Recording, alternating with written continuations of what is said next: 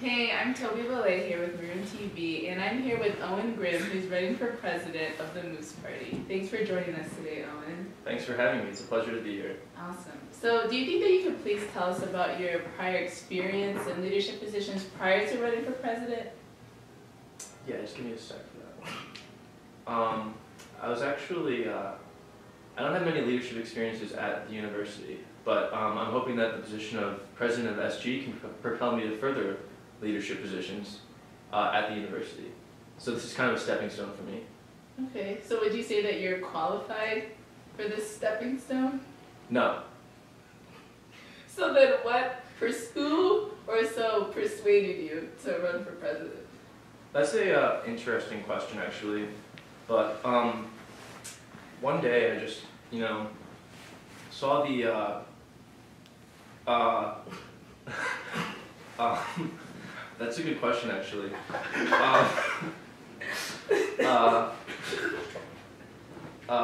Could we go on to another one? Yeah, sure. We can come back to that. You can Thanks. let it resonate. So, what accomplishments have you had in the past, and what have you learned from them that have made you suitable for the position of president? Oh yeah. So in terms of accomplishments, I played lacrosse in high school. Got coach's award for showing up. I've also been a full-time student for 5 quarters now, 6 quarters, this is my 6th quarter. And I'm a double major, I also have a minor, so yeah. So what accomplishment would you say stands out from all of those?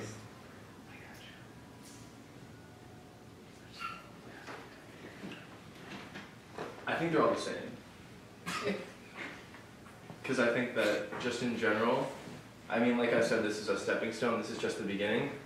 So I think that it really doesn't matter what accomplishment it is. I think that it's just a stepping stone into bigger and better things. So given that this is a stepping stone, what are the top 3 points that you would say stand out from your platform?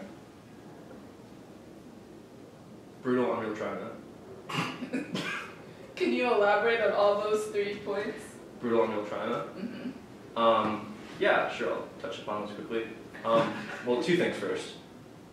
Brutal. I think there's a high level of brutality up in the student government right now that just needs to be eradicated. Unreal, high level of unreal needs to be eliminated. And 3, we are absolutely trying to. Would you like me to elaborate on China? I think I have a pretty good idea what you mean by China. Okay, so how do you plan on executing all these 3 plans, brutal, unreal, and China? I don't really have a plan right now. I think that's one of those things that it's kind of like when you're taking a test, and when you kind of study for things, you kind of understand the topic, and then when you take the test, you're in the zone.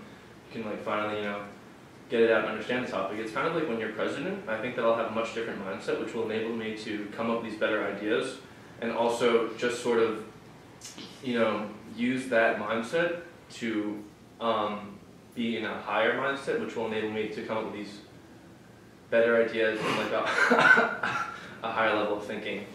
So it's basically something that, once you get there, then you're able to use it and get better.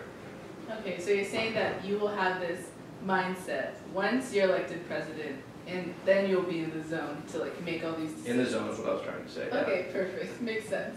What do you have to say about the policies for funding, the initiatives for the RSOs, giving money to the different RSOs that are just starting versus the ones that are already set?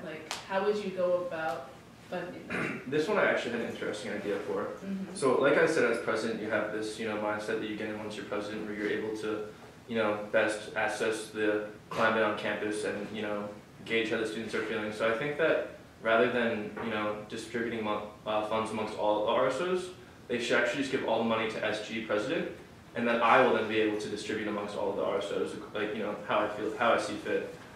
So basically consolidating the power into the person who the students have elected to represent them, and by doing so, you're basically giving the power to the person who the students thought was best to do so, and they would be able to see who's trying to see if it, that sort of thing. So. Okay, so you would just decide on your own basis, who gets money and how much? Yeah. Okay. Well, thank you, Owen. That's all we have time for. Thank you.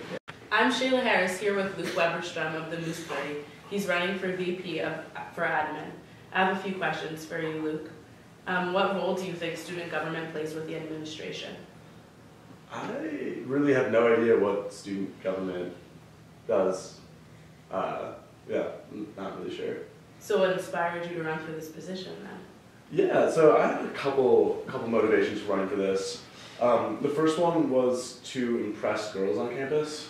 Thought this was a really good way to get my face out there. Second one was for the moms also. So mostly for the girls on campus and the moms who come to visit. So how do you think that people having your face out there is going to help you with girls? Yeah, so I really think being vice president for administration is a pretty high profile role on campus. So I think, just wielding a lot of power of student government, women are attracted to power, I think. So I'm hoping something shakes out. Well, what do you plan on doing with this power other than impressing girls? Other than impressing girls, yeah. So we actually have a pretty ambitious agenda that we're pretty confident we can get enacted. We do want to do some good for the student body. Do you want me to get into my platform now, or do you want to hit on that later? You can get into a few of the details that are especially important to you now. Oh yeah, a few of the details are especially important to me right now. So one is redoing the admissions criteria for the school, which I think will bring a lot more chill bros to campus. So instead of evaluating people on like their GPA, SAT scores, we're going to take more important considerations, such as range potential, your chest to waist ratio. We're going to institute a minimum BAC requirement for our applicants. So we think by implementing all of these things, the student body will just be a lot more cohesive and it'll be a better place for everyone to go to school. In addition to that, we are going to be working to end all social constructs on campus. That ranges from Obamacare to sobriety. Just all the social constructs will be off of campus, which I think will make it a much better environment for everyone to go to school here. What social construct are you which social construct are you specifically passionate about? Probably sobriety. Yeah. Why? Why? The great poet Chief Keef once said, "I hate being sober," and that's the motivation that I come from. How do you think this will impact education at the University of Chicago? I think it'll be beneficial. So the ancient Greeks knew that the best way to learn was while raging all over a bottle of wine or six during like symposiums and stuff like that. And so we think by bringing back that venerable tradition to the University of Chicago campus, learning will actually be improved, which brings me to another one of our piece of our platform, which is making all of our core classes BYOD. We will be subsidizing Seagram's Green Apple Lemonade as well as Mike's Harder, but really if anyone wants to bring anything else there, they're more than welcome. We don't discriminate at the News Party. All right, thank you for being here with us today. That's all we have time for. Yeah, you're welcome. Thank you. I'm Shayla Harris, here with Amay Shep, who's running for VP of Students. I have a few questions for you, Amay. What connections do you have to student life that you think qualify you for this job? Sure. So I'm in a frat. I'm social chair of my fraternity, so we kind of specialize in the art of taking $5 from people, maybe like 3 Fridays per quarter. So I get to connect with students when I'm taking their money. How do you think taking their money will help you leverage this position, and really how do you think this really qualifies you for the job? Sure. So as you saw this year, we had UPass and we took $85 per quarter from students. So I think that by taking 15, I can work my way up the roll of eventually taking more money from students and spending it on arbitrary things that help only a small group of people. Is taking money from students a part of your slate? I think it's important to continue precedents moving forward that have already been set, and to have a sense of continuity as we move throughout different student administrations. Mm-hmm. What do you plan on doing to improve the image of SG from the student body? Sure. So one of the things I'm very excited about doing is deleting 54th Street and 54th Place. There's a lot of north to go before you can hit Chipotle, before you can hit Leona's, before you can hit Pizza Capri, and I plan on deleting that space with our power and making it so that students can eat better and thereby improve their affairs. How are you going to delete these streets? we're coming up with a proposal for that soon. It'll happen. Don't worry. I swear. That's really all we have time for. Thank you. What does the S stand for? Huh? What does the S stand for?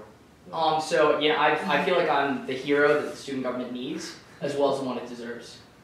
So I was wondering if you could take this time for me to ask you a few questions. So I was wondering if you could tell me what you thought about the Moose Party. I thought that the Moose Party was really interesting, had some ideas that were really different from anything that we've heard from any of the slates so far. Thank you. I believe it's all we have time for